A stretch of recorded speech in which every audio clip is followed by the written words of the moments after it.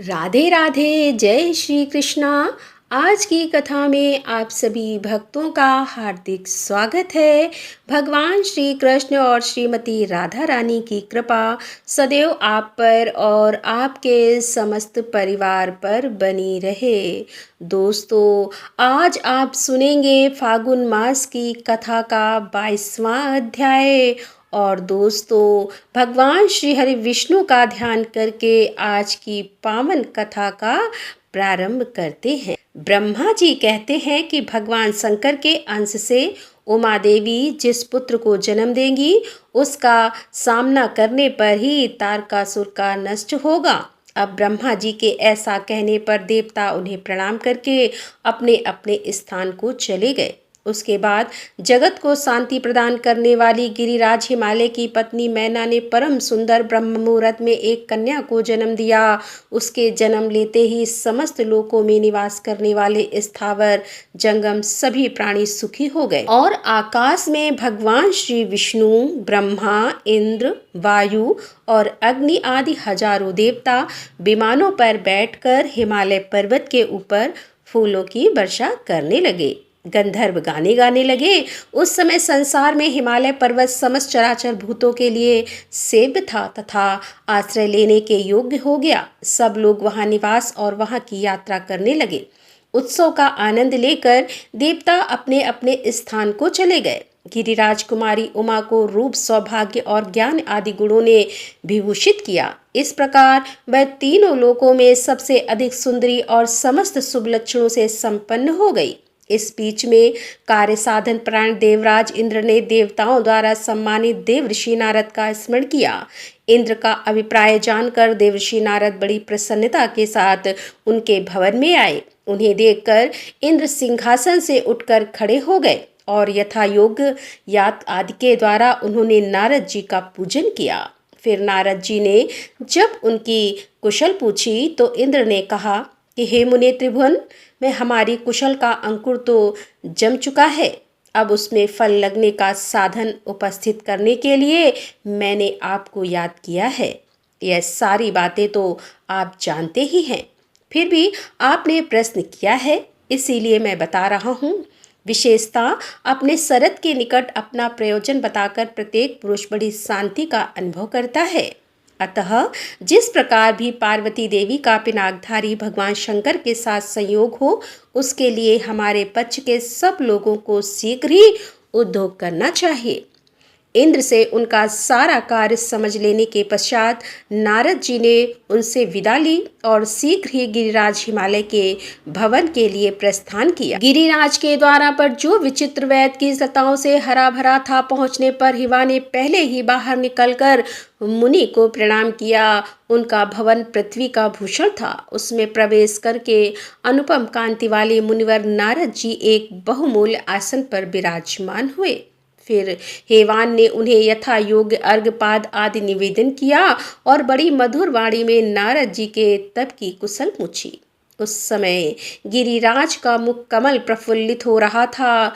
मुनि ने भी गिरिराज की कुशल पूछते हुए कहा कि पर्वतराज, तुम्हारा कलेवर अद्भुत है। तुम्हारा स्थान धर्म अनुष्ठान के लिए बहुत उपयोगी है और तुम्हारी कद्रा का विशाल विस्तार, इन कद्रा में अनेकों पावन एवं तपस्वी मुनियों ने आश्रय लेकर तुम्हें पवित्र बनाया है। हे गिरिराज, तुम तो धन्य हो जिसकी गुफा में लोकनाथ भगवान शंकर शांतिपूर्वक ध्यान लगाए बैठे रहते हैं। पुलस जी कहते हैं कि हे देवर्षि नारद, कि यह बात समाप्त होने पर गिरिराज हिमालय की पत्नी मैना मुनि का दर्शन करने की इच्छा से उस भवन में आई। वे लज्जा और प्रेम के भार से झुकी हुई थी। उनके पीछे पीछे उनकी कन्या भी आ रही थी। देवर्षि नारद तेज की राशि जान पड़ते थे। उन्हें देखकर शैल पत्नी ने प्रणाम किया और उस समय उनका मुख अचल से ढका था और कमल के समान शोभा पाने वाले दोनों हाथ जुड़े हुए थे। अमित तेजस्वी देवर्षि ने महाभागा मैना को देखकर अपने अमृतमय आशीर्वाद से उन्हें प्रसन्न किया। उस समय गिरिराज कुमारी उमा अद्भुत रूप वाले नारद मुनि की ओर चकित से देख रही थी। देवर्षि ने स्नेहमयी वाणी में कहा कि बेटी यहाँ आओ। उनके इस प्रकार बुलाने पर उमा पिता के गले में बाहें डालकर उनकी गोद में बैठ गई। तब उसकी माता ने कहा कि बेटी देवर्षि को प्रणाम करो। उमा ने ऐसा ही किया। उनके प्रणाम कर लेने पर माता ने कौलवश पुत्री के शारीरिक लक्षणों को जानने के लिए अपनी सखी के मुंह से धीरे से कहलाया कि हे मुने, इस कन्या के सौभाग्य सूचक चिन्हों को देखने की कृपा करें। मैना की सखी प्रेरित होकर महाक मुनिवर नारद जी मुस्कुराते हुए बोले कि भद्रे, इस कन्या के पति का जन्म नहीं हुआ है। यह लक्षणों से रहित है। इसका एक हाथ सदा उत्थान अर्थात सीधा रहेगा। इसके चरण व्याघ्र विचारी लक्षणों से युक्त हैं, किंतु उनकी कांति बड़ी सुंदर होगी। यही इसका भविष्य फल है। अब नारद जी की यह बात सुनकर हिवा भय से घबरा उठे। उनका धैर्य जाता रहा। वे आंसू बहाते हुए गदगद कंठ से बोले, अत्यंत दोषों से भरे हुए संसार की गति दुर्विजय है। उसका ज्ञान होना कठिन है। शास्त्रों में पुत्र को नरक से त्राण देने वाला बताकर सदा पुण्य प्राप्ति की ही प्रशंसा की है, किंतु यह बात प्राणियों को मोह में डालने के लिए है, क्योंकि स्त्री के बिना किसी जीव की सृष्टि हो ही नहीं सकती। परंतु स्त्री जाति स्वभाव से ही दीन एवं दयनीय है। शास्त्रों में यह महान फलदायक वचन अनेकों बार निसंदेह रूप से दोहराया गया है कि शुभ लक्षणों से संपन्न सुशीला कन्या 10 पुत्रों के समान है, किंतु आपने मेरी कन्या के शरीर में केवल दोषों का ही संग्रह बताया है और यह सुनकर मुझ पर मोह छा गया है। मैं सूख गया हूँ। मुझे बड़ी भारी ग्लानि और विषाद हो रहा है। हे मुने, मुझ पर अनुग्रह करके इस कन्या रूपी दुख का निवारण कीजिए। हे देवर्षि, आपने कहा है कि इसके पति का जन्म ही नहीं हुआ है। यह ऐसा दुर्भाग्य है जिसकी कहीं तुलना नहीं है। यह अपार और दुसास दुख और हाथ और पैरों में जो रेखाएं बनी होती हैं, वे मनुष्य अथवा देव जाति के लोगों को शुभ और अशुभ फल की सूचना देने वाली होती हैं। सो आपने इसे लक्षणहीन बताया है। साथ ही यह भी कहा कि इसका एक हाथ सदा उत्तान रहेगा, परंतु उत्तान हाथ तो सदा याचकों का ही होता है। वे ही सबके सामने हाथ फैलाकर मांगते देखे जाते हैं। जिनके शुभ का उदय हुआ हो, जो धन्य तथा दानसी है, उनका हाथ तो उत्तान नहीं देखा जाता। आपने इसकी उत्तम कांति बताने के साथ ही यह भी कहा कि इसके चरण व्यभिचारी लक्षणों से युक्त हैं। अतः हे मुने, उस चिन्ह से भी मुझे कल्याण की आशा नहीं जान पड़ती। नारद जी बोले कि हे गिरिराज, तुम तो अपार हर्ष के स्थान में दुख की बात कर रहे हो। अब मेरी यह बात सुनो। मैंने पहले जो कुछ कहा था वह रहस्यपूर्ण था और इस समय इसका स्पष्टीकरण करता हूँ। एकाग्रचित होकर श्रवण करो। हिमालय, मैंने जो कहा था कि इस देवी के पति का जन्म नहीं हुआ, सो ठीक ही है। इसके पति महादेव जी हैं। उनका वास्तव में जन्म नहीं हुआ। वे अजन्मा हैं। भूत, भविष्य और वर्तमान जगत की उत्पत्ति के कारण यही हैं। वे सबको शरण देने वाले एवं शासक हैं, सनातन कल्याणकारी और परमेश्वर हैं। यह ब्रह्मांड उन्हीं के संकल्प से उत्पन्न हुआ है।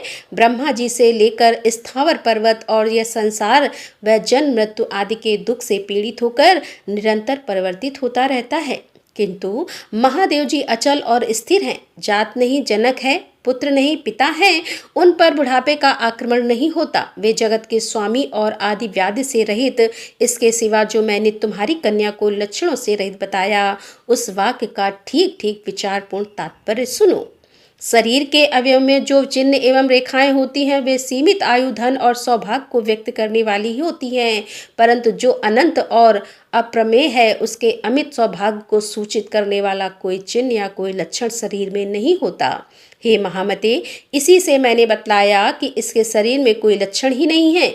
इसके अतिरिक्त जो यह कहा कि इसका एक हाथ सदा उत्तान रहेगा, उसका आशय यह है कि वर देने वाला हाथ सदा उत्तान होता है। देवी का यह हाथ वरद मुद्रा से युक्त होगा। वह देवता असुर मुनि के समुदाय को वर देने वाली होगी। तथा जो मैंने इसके चरणों का उत्तम कांति और व्यभिचारी लक्षणों से युक्त बतलाया है, उसकी व्याख्या भी मेरे मुंह से सुनो। हे गिरिश्रेष्ठ, इस कन्या के चरण कमल के समान अरुण रंग के हैं। इन पर नखों की उज्जवल कांति पड़ने से स्वच्छता अर्थात श्वेत कांति आ गई है। देवता और असुर जब इसे प्रणाम करेंगे तब उनके किरीट में जड़ी हुई मणियों की कांति इसके चरणों में प्रतिबिंबित होगी। उस समय यह चरण अपना स्वाभाविक रंग छोड़कर विचित्र रंग के दिखाई देंगे। उनके इस परिवर्तन और विचित्र को ही व्यभिचार कहा गया है। अतः तुम्हें कोई विपरीत आशंका नहीं करनी चाहिए। हे महीधार, यह जगत का भरण पोषण करने वाले वृषभध्वज महादेव जी की पत्नी है। यह संपूर्ण लोकों की जननी तथा भूतों को उत्पन्न करने वाली इसकी कांति परम पवित्र है। यह साक्षात शिवा है और तुम्हारे कुल को पवित्र करने के लिए ही इसने तुम्हारी पत्नी के गर्भ से जन्म लिया है। अतः जिस प्रकार यह शीघ्र ही पिनाकधारी भगवान शंकर का सहयोग प्राप्त करे, उसी उपाय का तुम्हें विधि पूर्वक अनुष्ठान करना चाहिए। ऐसा करने से देवताओं का एक महान कार्य सिद्ध होगा। पुलस की मैना के स्वामी गिरिराज हिमालय ने अपना नया जन्म हुआ माना वे अत्यंत हंस में भरकर बोले कि प्रभु, आपने घोर और दुस्ता नरक से मेरा उद्धार कर दिया। हे मुनि, आप जैसे संतों का दर्शन निश्चय ही अमोघ फल देने वाला होता है।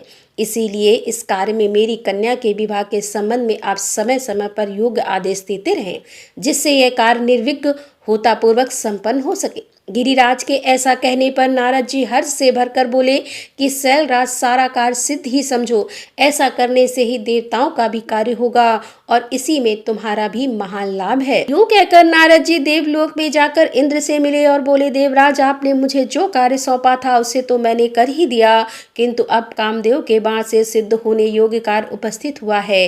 कार्यदर्शी नारद मुनि ने इस प्रकार कहने पर देवराज इंद्र ने आम की मंजरी को ही अस्त्र के रूप में प्रयोग करने वाले कामदेव का स्मरण किया।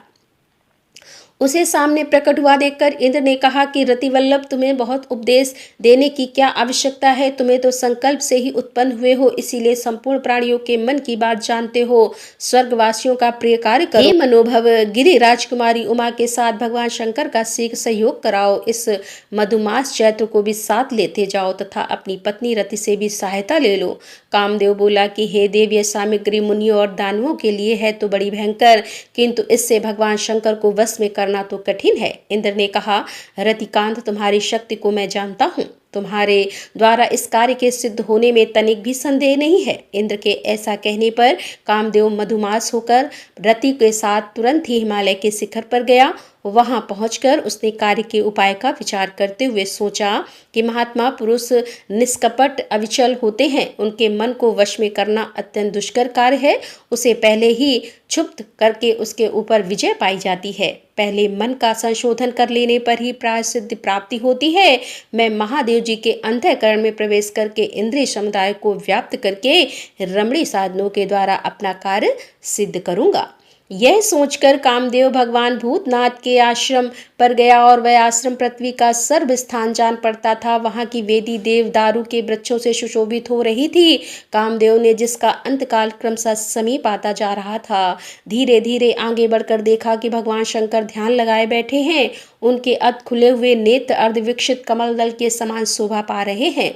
उनकी दृष्टि सीधी एवं नासिका के अग्रभाग पर लगी हुई है। शरीर पर उत्तरी के रूप में अत्यंत रमणीय चर्म लटक रहा है। कानों में धारण किए हुए सर्पों के फन से निकली हुई फुफकार के अंत से उनका मुख पिंगल वर्ण का हो रहा है। हवा से हिलती हुई लंबी लंबी जटाएं उनके कपोल प्रांत का चुंबन कर रही है। वासुकी नाग का यश पवित्र धारण करके उनकी नाक के भूल भाग में वासुकी का मुख और पूंछ सटे हुए दिखाई देते हैं। वे अंजलि बांधे ब्रह्मा के चिंतन में स्थिर हो रहे हैं और सर्प के आभूषण धारण किए हुए तदंतर वृक्ष की शाखा से भ्रमर की भांति झनकार करते हुए कामदेव ने भगवान शंकर के कान में होकर हृदय में प्रवेश किया। काम का आधारभूत वह मधुर झनकार सुनकर शंकर जी के मन में रमण की इच्छा जागृत हुई और उन्होंने अपने प्राण बल्लभा दक्ष कुमारी सती का स्मरण किया। तब स्मरण पथ में आई हुई सती उनके निर्मल समाधि भावना को धीरे धीरे लुप्त करके स्वयं में लक्ष्य स्थान में आ गई और उन्हें प्रत्यक्ष रूप में उपस्थित सी जान पड़ी। फिर तो भगवान शिव उनकी शुद्ध में तन्मय हो गए। इस आकस्मिक विघ्न ने उनके अंतःकरण को आवृत कर लिया। देवताओं के अधीश्वर शिव क्षण भर के लिए काम जनित विकार को प्राप्त हो गए, किंतु यह अवस्था अधिक देर तक ना रही। कामदेव का कुचक समझकर उनके हृदय में कुछ क्रोध का संचार यूं आया। उन्होंने धैर्य का आश्रय लेकर कामदेव के प्रभाव को दूर किया और स्वयं योग माया से आवृत होकर दृढ़तापूर्वक समाधि में स्थित हो गए। अब उस योग माया से आष्टा होने पर कामदेव तो जलने लगा, अतः वह वासनाम व्यसन का रूप धारण करके उनके हृदय से बाहर निकल आया और बाहर आकर वह एक स्थान पर खड़ा हो गया। उस समय उसकी सहायिका रति और सखा वसंत इन दोनों ने भी उसका अनुसरण किया। फिर मदन ने आम की मौर का मनोहर गुच्छ लेकर उसमें मोहक अस्त्र का आधान किया और उसे अपने पुष्पमय धनुष पर रखकर तुरंत ही महादेव जी की छाती में मारा। इंद्रियों के समुदाय रूप हृदय के बिंद जाने पर भगवान शिव ने कामदेव की ओर दृष्टिपात किया। फिर तो उनका मुख क्रोध के आवेग से निकलते हुए घोर हुंकार के कारण अत्यंत भयानक हो उठा। उनके तीसरे नेत्र में आग की ज्वाला प्रज्वलित हो उठी और रौद्र शरीर धार रुद्र का वह नेत्र ऐसा भयंकर दिखाई देने लगा कि मानो संसार का संहार करने के लिए खुला हो। मदन पास ही खड़ा था। महादेव जी ने उस नेत्र को फैलाकर मदन को ही उसका लक्ष्य बनाया। देवता लोग त्राही त्राही कहकर चिल्लाते रह गए और मदन उस नेत्र से निकली हुई चिंगारियों में पड़कर भस्म हो गया। कामदेव को दगत करके वह आग समस्त जगत को जलाने के लिए आगे बढ़ने लगी। अब यह जानकर भगवान शिव ने उस कामा अग्नि को आम के वृक्ष, बसंत, चंद्रमा, पुष्प समूह, भ्रमर तथा कोयल के मुख में बांट दिया। महादेव जी बाहर और भीतर भी कामदेव के बाण से विद्ध थे, इसीलिए उपयुक्त स्थानों से उस अग्नि का विभाग करके वे उनमें से प्रत्येक को प्रज्वलित काम अग्नि के रूप में ही देखने लगे। वह काम अग्नि संपूर्ण लोगों को छोप में डालने वाली है, उसके प्रसार को रोकना कठिन होता है। कामदेव को भगवान शिव के हुंकार की ज्वाला से भस्म हुआ देखकर रति उसके सखा बसंत के साथ जोर जोर से रोने लगी। फिर वह त्रिनेत्रधारी भगवान चंद्रशेखर की शरण में गई और धरती पर घुटने टेक कर स्तुति करने लगी। रति बोली, जो सबके मन है, यह जगत जिनका स्वरूप है और जो अद्भुत मार्ग से चलने वाले हैं, उन कल्याण में शिव को नमस्कार है। जो सबको शरण देने वाले तथा प्राकृतिक गुणों से रहित है, उन भगवान शंकर को नमस्कार है। नाना लोकों में समृद्धि का विस्तार करने वाले शिव को नमस्कार है। भक्तों को मनोवांछित वस्तु देने वाले महादेव जी को प्रणाम है। कर्मों को उत्पन्न करने वाले महेश्वर को नमस्कार है। हे प्रभु, आपका स्वरूप अनंत है, आपको सदा ही नमस्कार है। हे देव, आप ललाट में चंद्रमा का चिन्ह धारण करते हैं, आपको नमस्कार है। आपकी लीलाएं असीम हैं, उनके द्वारा आपकी उत्तम स्तुति होती रहती है। वृषभ राज नंदी आपका वाहन है, आप दानवों के दोनों पुरों का अंत करने वाले हैं, आपको नमस्कार है। आप सर्वस्त्र प्रसिद्ध हैं और नाना प्रकार के रूप धारण किया करते हैं, आपको नमस्कार है। हे काल स्वरूप, आपको नमस्कार है। हे काल संख्यक रूप, आपको नमस्कार है तथा काल और कल दोनों से अतीत आप परमेश्वर को नमस्कार है। आप चराचर प्राणियों के आचार का विचार करने वालों में सबसे बड़े आश्चर्य हैं। प्राणियों की सृष्टि आपके ही संकल्प से हुई है। आपके ललाट में चंद्रमा शोभा पाते हैं। मैं अपने प्रीतम की प्राप्ति के लिए सहसा आप महेश्वर के शरण में आई हूँ। हे भगवान, मेरी कामना को पूर्ण करने वाले, यक्ष को बढ़ाने वाले मेरे पति को मुझे दे दीजिए, मैं उनके बिना जीवित नहीं रह सकती। हे पुरेश्वर, प्रिया के लिए प्रीतम ही नित्य सेव है, उससे बढ़कर संसार में दूसरा कौन है। आप तो सबके प्रभु, प्रभावशाली तथा प्रिय वस्तुओं की उत्पत्ति के कारण आप ही इस भुवन के स्वामी और रक्षक हैं और आप परम दयालु और भक्तों का भय दूर करने वाले हैं। पुलस्की जी कहते हैं कि कामदेव की पत्नी रति के इस प्रकार स्तुति करने पर मस्तक पर चंद्रमा का मुकुट धारण करने वाले भगवान शंकर उसकी ओर देखकर मधुर वाणी में बोले, सुंदरी, समय आने पर यह कामदेव शीघ्र ही उत्पन्न होगा, संसार में इसकी अनंग के नाम से प्रसिद्धि होगी। भगवान शिव के ऐसा कहने पर काम बल्लभ रति उनके चरणों में मस्तक झुकाकर हिमालय के दूसरे उपवन में चली गई। राधे राधे, जय श्री कृष्णा। आज की कथा का यहीं पर समापन करती हूँ। इसके आगे का वृतांत आप कल की कथा में सुनेंगे। उम्मीद करती हूँ कि आज की कथा आपको जरूर पसंद आई होगी। तो अगर कथा पसंद आई हो तो वीडियो को लाइक किए बिना तो बिल्कुल नहीं जाना और कमेंट बॉक्स में राधे राधे जरूर लिखना। तो दोस्तों, मिलते हैं इसके आगे की कथा लेकर। तब तक के लिए राधे राधे, जय श्री कृष्णा, हर हर महादेव, जय भोलेनाथ की।